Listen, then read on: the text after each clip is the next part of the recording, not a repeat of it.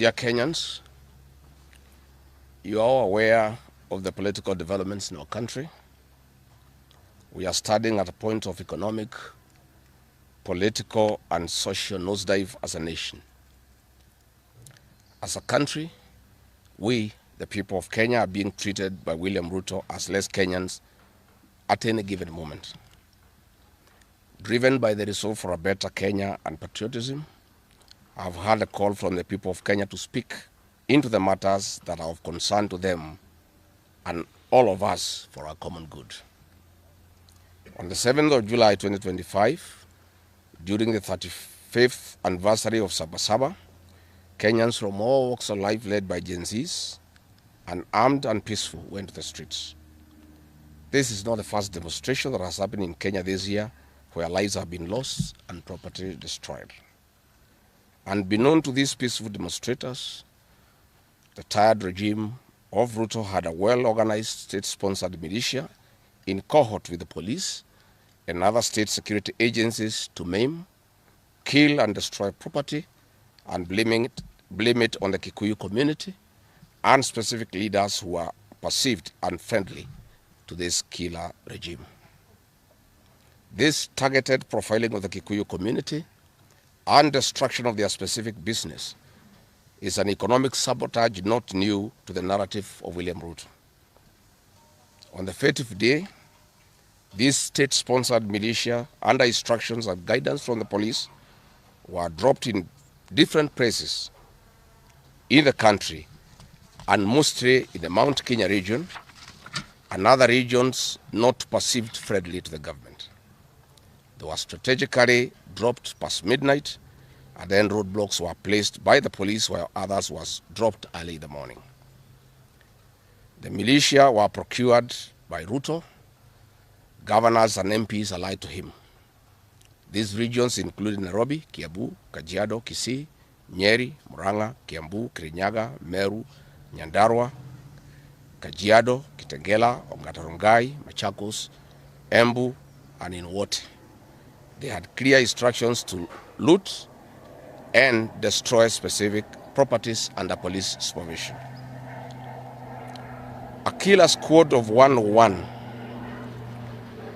that works under the Director General of the National Intelligence Service, Nuruddin Haji, was armed with assault rifles and drove in a convoy of unmarked Subarus, shooting and killing innocent protesters aimlessly in the streets and estates.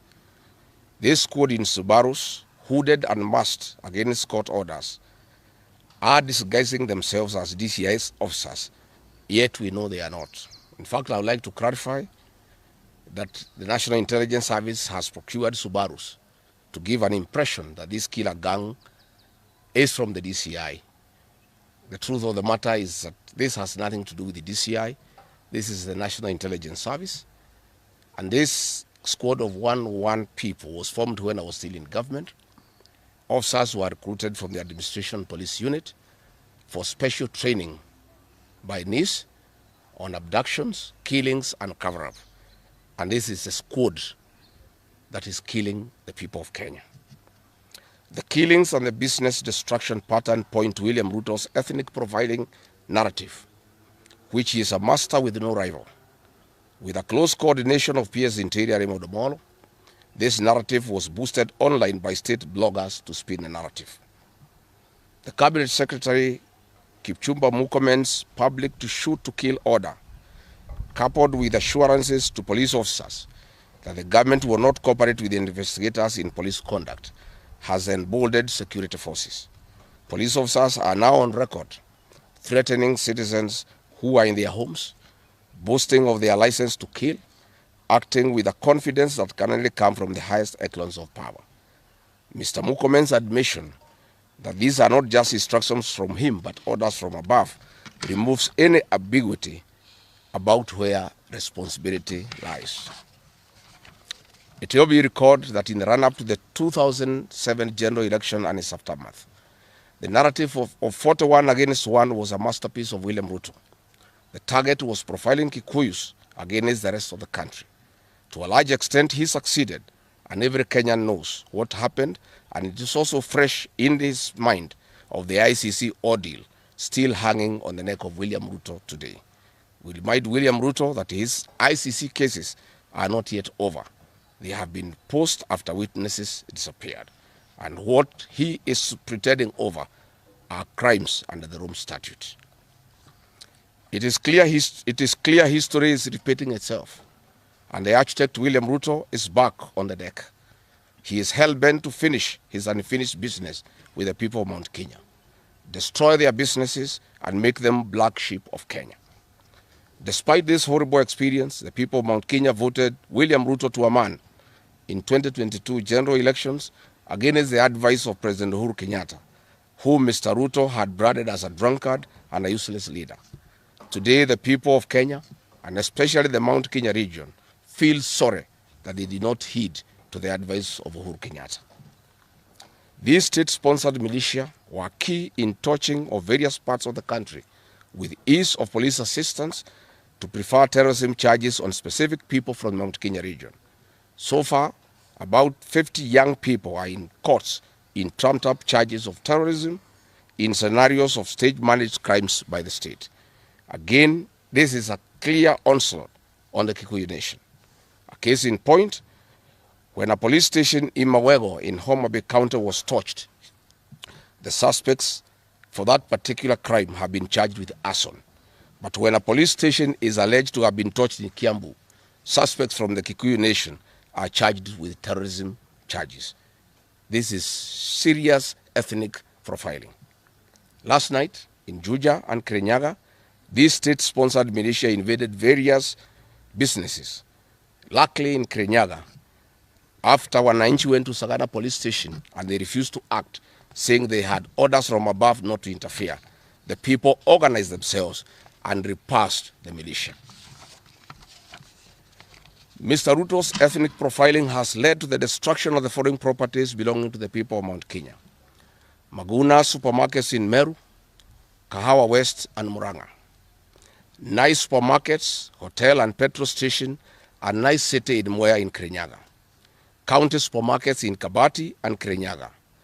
Power Star supermarkets, Quick Mart supermarkets in Eastern Bypass, Shell and Totomin markets in Roiro, Chill Post Hotel in Gong, Boju Shop in Keserian, Homegrown Supermarket among others, and the Family Bank in Kahawa and Roiro. Notably, in Meru, these state-sponsored militia tried to attack Meru Dairy Processing Plant and were repulsed by workers. In Nyeri, they further tried to attack Wakulima Dairy in Mukurweini, and the attack failed. We urge our businesses to heighten security surveillance on their business premises and production lines, especially the KTDA, coffee factories, milk processing factories, among others. We take note that in Meru, on Sunday, the 6th of July, at an event attended by CS Kipchumba Murkomen, the MP for Bori, Mugambire Dikire, indicated that a supermarket would be attacked the following day. As sure as December 25 is Christmas, and true to his word, Maguna supermarket was touched by the state-sponsored militia, which the MP was private to. Why hasn't Mugambire Dikire been arrested? How did he know that a supermarket would be attacked? This is selective justice. The evidence that these militias are state-sponsored is plain for all to see. Videos circulating widely show police officers not merely failing to intervene, but actively transporting armed groups who proceed to unleash destruction with apparent impunity. Uniformed officers have been seen standing guard as these groups rampage. Their inaction and a stark contrast to strong statements being made by government. In Nyeri, journalists were attacked by these militias in the presence of the police. It is well documented. This is a clear indicator that Ruto is working with governors and MPs allied to him to destroy businesses owned by the Kikuyu, the Meru, and the Embu, and blame it on people who don't support his administration. This is a tactic that was used by the colonialists with collaborators who searched earth policy and touched buildings and businesses and blamed it on the Mau Mau. This divide and rule tactic will not work, Mr. Ruto. We know that in Meru, they want to use this mayhem to blame Mithika Linturi. In Embu, they have already blamed Mkonji Gitonga. In Kitengela, Iron Gong, they want to target Senator Seki and MP Onesmus Ngogoyo. In Nyeri, they are trying to haunt Honorable Kagusha. And in Kirinyaga, they are targeting Senator Murango. We want to remind President Ruto that it is not the Kikuyus who want him out of office. It is the entire people of Kenya. Kenyans are suffering equally across the country. That is why Kenyans have said, if you, Mr. William Ruto, believe that it is the Kikuyus who want you out, then all Kenyans are Kikuyus. I want to thank the people of Kenya for standing out against this tribal profiling of the Kikuyu. The people of Kenya yesterday did wonderful by saying that the Kikuyus should not be profiled. This morning, I've seen Ruto quivering and wailing in uncontrollable anger. Mr. Ruto, excessive anger is not a solution. I want, with a lot of humility, to advise you to stop being angry. That will not help. You need to know what you need to do because you have not been listening to the people of Kenya. The people of Kenya are more angry than you are. They are angry because you have overtaxed them. There is wanton corruption. There is abductions and extrajudicial killings. There is ethnic profiling and other ills that bedevil your administration. If you want to be calm, please abolish the housing levy and give dignity to the payslip. I have heard you saying that you cannot give jobs to the young people. Please restore the dignity of the payslip. Restore the capacity of the middle class. The middle class will give jobs to these young people. Stop killing and profiling the young people. Listen to them.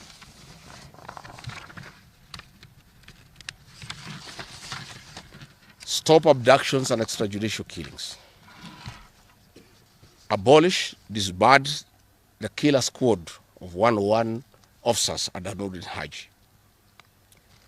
Give hustlers the jobs that you promised them. Mr. William Ruto, you are the one who promised. You cannot cry today that you have no solution, saying that other presidents have not been able to do it. You are the one who promised these young people. Stop police brutality. Stop abductions and illegal detentions. Get the hustlers from the bottom of the economic pyramid as you promised. Yes, Mr. President, we agree there were other presidents before you, as you have rightly stated, and true, they never went through what you are experiencing today. May it please you to know that the reason why Kenyans rarely had problems with them, Mwai Kibaki and Uhuru Kenyatta were guided by the Constitution and the rule of law. They did not capture our constitutional institutions to work for them instead of working for Kenyans. They never killed children. They never attempted to build churches in State House. They never organized militias to destroy people's property and kill them. That is why you have a problem. And we also want to remind you that Mwai Kibaki had a difficult time from you, William Ruto. Videos are everywhere.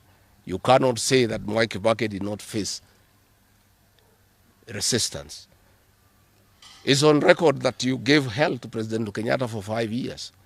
So it is hypocritical for you to allege that Mwai Kibaki and Uhuru Kenyatta had a very easy time. Most of the problems Mwai Kibaki and Uhuru Kenyatta had came from yourself, and it's on record. We want to advise you that the one-term movement is not getting you out of power outside the Constitution. Mr. President, nobody wants to throw you. Nobody wants to overthrow your government. Nobody wants you out of power through unconstitutional means. Mr. President, I and the people we work with are on record. We want to remove you from State House through the ballot in 2027. This narrative you are creating that there is an attempt to overthrow your government is for you to have the opportunity to use the Terrorism Act to profile communities and to persecute leaders who are opposed to your administration. Please relax. We want you to serve your one term. Nobody wants you out of government, and constitutionally, nobody has any plan to overthrow your administration, Mr. President. We want to face you on the ballot in August 2027. So just relax and stop crying wolf that anybody wants you out of office unconstitutionally. There is no leader here who is planning a coup, and none has the capacity. And nobody is interested. The leaders in this country, and indeed 95% of the Kenyan population, want to humiliate you at the ballot. They will relish that moment. None of them would want you to go out through any other method, unless, of course, you decided to resign on your own volition. So please stop creating this narrative. This narrative is to enable you to use anti-terrorism law to persecute leaders and to persecute the Kikuyu community. If you speak out online, Mr. President, you want to use the Terrorism Act to harass people. If you dare challenge your administration, you want to use the Terrorism Act to deal with people who are opposed to your administration. My fellow Kenyans, let us not be deceived. William Ruto has stripped away even the pretense of democracy. What we are witnessing is not the rule of law, but the rule of fear. This is not the behavior of a government that serves its people. This is the machinery of outright dictatorship. Finally, I want to announce to the people of Kenya that tonight I will be traveling to the United States of America to talk to the Kenyans in diaspora and the international community about the state of the nation. I would have wanted to stay in the country at this very difficult time when our people are under siege, but I have engagements that I'm not able to postpone. I have been threatened by people close to William Ruto, who called some of my people today, that they will want to stop me from leaving the country. I have no problem. If you want to come and arrest me at the airport, as you are threatening us, you can go ahead. I don't have a problem. You cannot sell fear to us. You know, even if you sold us fear, we cannot buy. You know, and therefore, as I'm out of the country, unless I'm stopped from going, and if I'm stopped from going, I'm still okay. I'll be here because this is my country. We have made sufficient arrangements with other leaders in the united opposition to create a pool of lawyers to come in through for our young people who are being persecuted on trumped-up charges of terrorism. And I want to explain.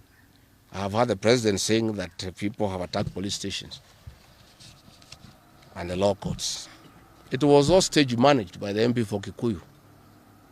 How do you explain that people can walk into a police station and they are not armed and take over the police station from armed police officers? How do you go to the courts that are guarded by armed police officers and touch them? All these attacks of vital installations were stage managed by William Ruto through Kimani Ichung'wah to create the opportunity to prefer charges against people using the Anti-Terrorism Act. That is the reality. So nobody has attacked any police station. They were all stage managed by government. And what is happening is history is repeating itself. This is exactly what Moi did in the 80s against the Kikuyu community. After the abortive 1982 coup, he used sedition laws and the clandestine Kenya movement to profile the community and hold people into court, and they'll be taken by Bernard Chunga after 5 p.m. This is history repeating itself. I want to ask our people to be calm, to be cautious, and to be strong. I want to appeal to our young people, the Gen Zs. Looking at the scenario of what is happening and what William Ruto has planned, I want to ask my children, my sons and daughters, to consider applying the next onslaught against the President William Ruto by getting IDs and registering as voters so that they can deal with William Ruto on the ballot. Because I fear for them. Anytime they go out to the streets, they are killed like chicken. I would like to preserve to us these children. We would like to live with them. We would like to see them grow. And when we look at the desperation of William Ruto and the brutal force he is using against these children and the use of state militias to attack them, I would like to plead with them to consider, to join us, we in the opposition, by registering as voters. And in 2027, we'll be able to get rid of President William Ruto. William Ruto, finally, let me ask you a question. The Kikuyu nation, the Mount Kenya people, you call tribalists every day. These people you are waging war against, their businesses, are the same people who voted for you, even after what you did to them in 2007. They forgave you and considered you as a person they can elect as president. You have turned against the community. You are trying to mobilize other Kenyans to profile them and to fight them, but they have refused. These same people from Mount Kenya have the capacity to support somebody else. It must not be you. And they proved that they are not tribal by voting for you when you are Kalenjin. They can vote for a Kamba. They can vote for a Kisi. They can vote for a Luya. They can vote for a Maasai. That sense of entitlement that you are having to the Mount Kenya vote is misplaced. They voted for you, yes. You betrayed them. You turned against them. They don't have to vote for you again. Please stop persecuting them into submission. They will not submit to your brutality, to your vicious attack against them and their leaders. That I want to tell you for free today. I've listened to you talking with a lot of anger, calling them tribalists. They are not. How can they be tribalists when they voted for you and you are not one of them? But you don't have a sense of entitlement that they must vote for you. You know what you have done to them and why they have reacted the way they have. And I want to assure you, you cannot scare them into submission. Even if you jail them, they will not submit. These are seasoned descendants of the freedom fighters, and they cannot be intimidated. So let me encourage my leaders here as I go away to remain strong, to remain focused, and to speak for the people of Kenya. I am I have a lot of gratitude to the Honorable Stephen Kalonzo Musyoka and Eugene Wamalwa, who have been caught the whole of yesterday and today, standing strong and defending our young people who have been framed and charged with treason. For those two leaders, I want to give them the gratitude of my community and our leadership. They have come through for a community when it's under siege, and we are indeed very, very grateful. I want to ask our leaders here to be vigilant and to continue speaking out to the people of Kenya. Should the situation get out of hand and I need to cut my trip short and come back to join the other leaders in defending our people and speaking for them, I will gladly do so. Thank you very much.